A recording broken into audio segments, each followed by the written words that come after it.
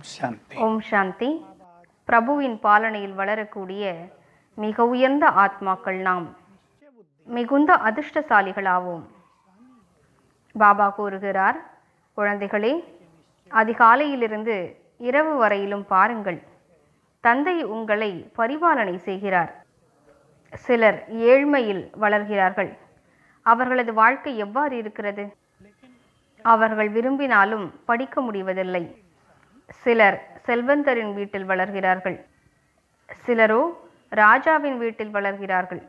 இவர்களது வளர்ப்பில் இருக்கும் வித்தியாசத்தினை நாம் அறிவோம். நாமோ பகவானுடைய பரிபாலனையில் வளர்ந்து கொண்டிருக்கிறோம். பாபா கூறுகிறார், அதிகாலையில் தந்தை உங்களை விழிப்படைய செய்கிறார். வாருங்கள் குழந்தைகளே, எனது அருகே வாருங்கள். நான் உங்களை சார்ஜ் செய்து விடுகிறேன், நான் உங்களை நிறைத்து விடுகிறேன் என்று கூறுகிறார். பிறகு அவர் நமக்கு படிப்பிக்க வருகிறார். மனதின் அனைத்து இருளையும் அழித்து விடுகிறார். பல நினைவுகளை நமக்கு ஏற்படுத்துகிறார். நீங்கள் எதற்கும் கவலைப்படாதீர்கள், எனது என்பதை உனது என்று மாற்றிவிடுங்கள் என்கிறார்.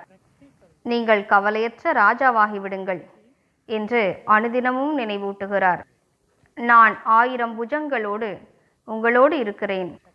பிறகு அவர் நமக்கு பிரம்மா போஜனம் ஊட்டி விடுகிறார். இரவு உறங்க வைப்பதற்கு வருகிறார். யாராவது துக்கத்தின் கண்ணீர் வடித்தால் நான் அந்த கண்ணீரை துடைக்க வருகிறேன் என்கிறார். முழு நாளும் கூடவே இருக்கிறார்.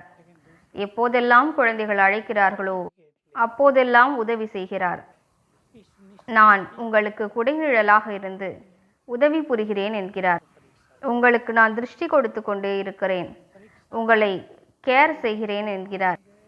சிந்தித்து பாருங்கள், பகவானுடைய கவனிப்பில் நாம் வளர்ந்து கொண்டிருக்கிறோம். சிந்தித்து பார்த்து மனதினை ஆனந்தமயமாக்கி விடுவோம். மேலும் எண்ணத்தை உருவாக்குவோம். இப்போது அவரது பாலனைக்கு நான் ரிட்டர்ன் கொடுக்க வேண்டும். சுயத்தின் வாழ்க்கையினை உயர்ந்ததாக்கி பாபாவுக்கு சமமாக நாம் ஆக வேண்டும். நமது சம்ஸ்காரங்களை நாம் மாற்றிவிட வேண்டும். நமது சம்ஸ்காரங்கள் தூய்மை தன்மையினுடையவையாகும்.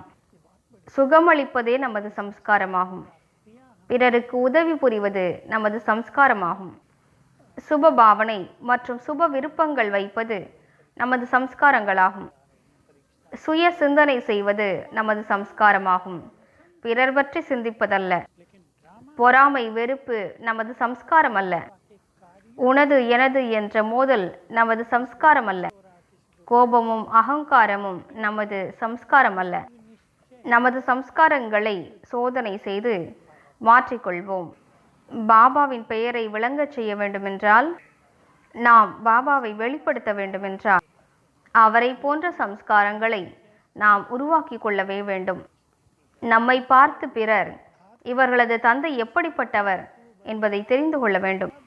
நமது தெய்வீகமான சம்ஸ்காரங்கள் அநேக ஆத்மாக்களை முதலில் நம் பக்கம் கவர்ந்தெழுக்கும். பிறகு நாம் அவர்களை பாபாவின் பக்கம் அழைத்து செல்வோம்.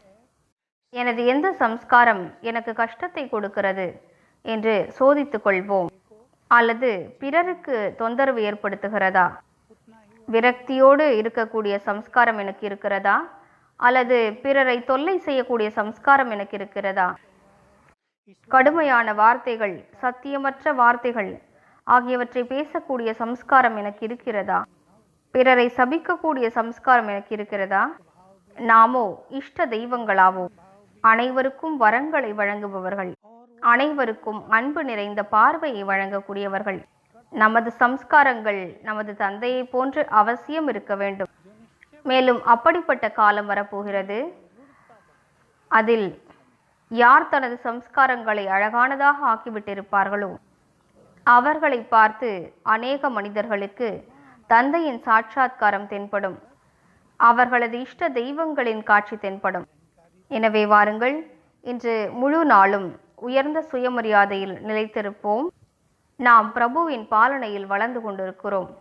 அவர் எப்போதும் நம்மோடே இருக்கிறார். அவரது குடைநிழல் என் தலை மீது இருக்கிறது. மேலும் இன்று நாம் விசேஷமாக பயிற்சி செய்வோம். நமது முன்னிலையில் நமது தேவ சொரூபத்தை காண்போம்.